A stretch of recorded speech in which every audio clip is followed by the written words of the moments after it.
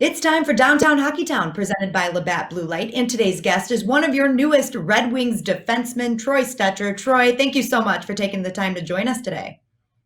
Hi guys, thanks for having me. We're excited to have you, and we're excited to have you here in Detroit. And I'm going to get right to it with this first question. Detroit wasn't the most ideal place to be at. Let's be honest. They won only 17 games last season. But when you talked to Steve Yzerman and you were making your decision, what made you want to come to Detroit? I just think there's a mutual interest between both groups, obviously with their organization and myself as a player, and I just like kind of the age group of their core, with Larkin and Mantha and Bertuzzi. They're all kind of the same age as I am. I'm not overly old. I'm not young, but I have 4 years of experience in the league now, so hopefully I can mesh well with the group. Troy, what was the negotiation like with Steve? I mean, did you talk to him? Was it your agent? Did you get to know Steve a little bit? And what is it like when, you're talking to Steve Yzerman about maybe coming and playing on his team?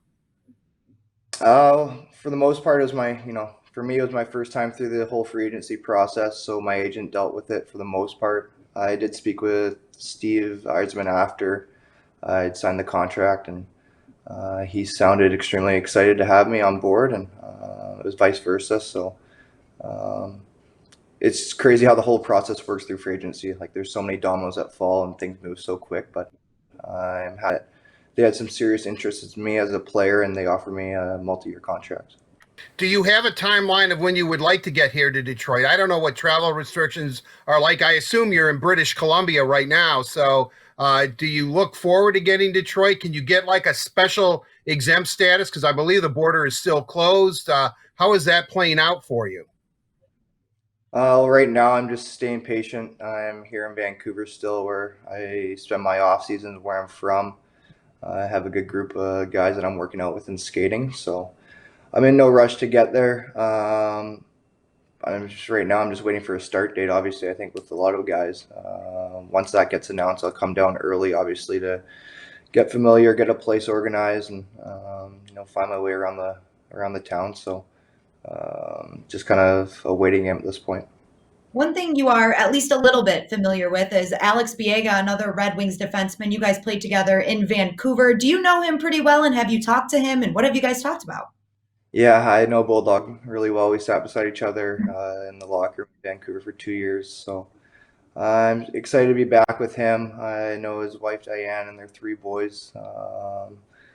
So we follow them on Instagram, my girlfriend and I, and we keep in touch with them. So they're a great family. And same with Sam Gagner. I know their family quite well, and I'm excited to see them again and spend some quality time. Troy, you brought up Biega, whose nickname, everybody calls him Bulldog. I saw a video that was circulating with you. Do you give nicknames to all your teammates? Like Brock Besser was Mr. Sensitive. Quinn Hughes, I think, for who, University of Michigan product, and you playing for North Dakota, you're pretty familiar with college hockey. Do you have nicknames for maybe some of your new Red Wing teammates? Like, what would you call Dylan Larkin or Anthony Mantha or Tyler Bertuzzi? Have you thought about that yet? No, I haven't. I think Mantha, if I remember correctly from World, was Mo. Obviously, Bertuzzi's Bert. I don't know. Us hockey guys aren't the brightest guys, so we don't get too creative. It's pretty simple. I have to correct you. I know he's going to say the same thing because his nickname for Anthony Mantha, go ahead, Art, you tell him. We always called him Big Tony, BT. But then when he scores a goal, which he does quite often, he gives this woo sound. So we call him the BT Express, and he absolutely loves it. I'm not, so when you first meet Anthony Mantha, Troy, you walk into that Red Wing room, there you all are. You see those beautiful, iconic winged wheel jerseys, the red and white. Just go up to him and say, "Hey, Express, how you doing?" All right. You will definitely get a you'll get a response. Yeah, a lot of guys trust call me. me Tony too. A lot of guys Do call they? me Tony, so I'll let him keep that. I was Yeah. Oh, yeah. The BT Express. Seriously right. though, you're a rough and tumble type of player. You may not be the biggest guy around, but in a strange sense, and I'm not comparing you, but you seem to have a little bit of an attitude out there on the ice. You play bigger than maybe your 5'10" or 11 frame is. How did you develop that type of style? I mean, do you just like it rough and tumble? No, like I think as a undersized guy, especially, growing up through the ranks of junior and college, I think everybody kind of labeled me just strictly as an offensive guy. And um, just being true to myself, I wouldn't say like I was always a superstar or someone that could dominate based on my skill. So I've always kind of had to rely on my work ethic and that aspect of my game just to kind of make up for everything else. And it's something I pride myself on and I carry with me. And I'll bring that same intensity to Detroit that I had here in Vancouver. To elaborate on that a little bit, Jim Benning actually had some really great things to say about you, about that intensity and the compete level that you bring every single shift. How do you plan on continuing that here in Detroit, where you may not be as comfortable as you were in Vancouver?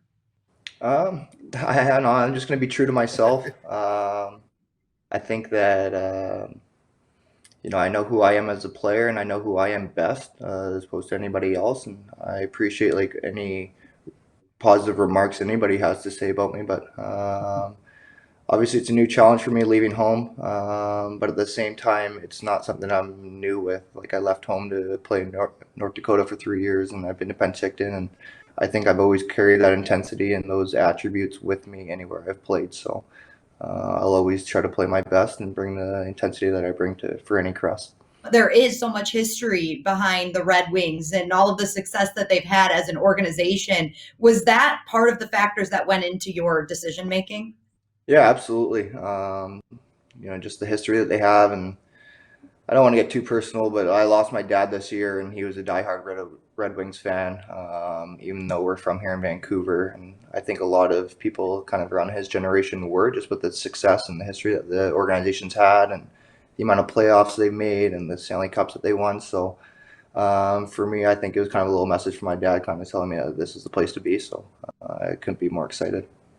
Hey, if it's divine intervention, that's great. And, obviously your condolences. I lost my father over 20 years ago. I mean, it's not an easy thing, certainly.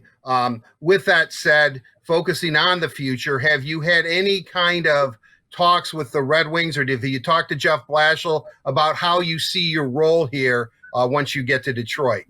Yeah, I've spoken with a few of the coaching staff members, obviously the management, and they just said, as an organization standpoint, that they're going to do anything they can to improve, and that kind of nobody's position is guaranteed or locked to where they played. So the onus is on me to come to camp prepared to earn the ice time that I want and that I feel I deserve. And if I don't get that, then I have nobody else to blame but myself. So I've been looking for an opportunity to play, a different role, kind of a role that I played in college, where I might be more of a go-to guy or somebody that the coaching staff can trust more, and I hope to earn that here. Troy, who are some of the players that you looked up to as a little kid? Who did you model your game after when you were becoming the player that you are now? I think as far as like modeling my style of play, I would say kind of a mixture of Duncan Keith and Jared Spurgeon. Those are two guys that I really kind of watched their film a lot more than anybody else going through college. But I was always a fan of kind of Ray Bork and Nick Lidstrom growing up. Those were kind of they were the two best defensemen in the leagues at their time, and they might be the two greatest defensemen in the history of the game. So those are kind of four guys that I liked watching and that I pick different styles from. Troy, I know you're a very versatile player. We've talked about your defensive prowess, but you were a line mate of the Sedin twins, if I remember that correctly. Do you think you're going to push for time at forward here? Perhaps be on a line with Larkin and Mantha like you were with the Sedin twins? I mean, that must have been a real memorable experience for you. Yeah, I did it once in practice, but it was April Fool's, so I fell for it. I'll stick to playing defense. I was a rookie there, so I was too scared to speak up. I just kind of did what I was told.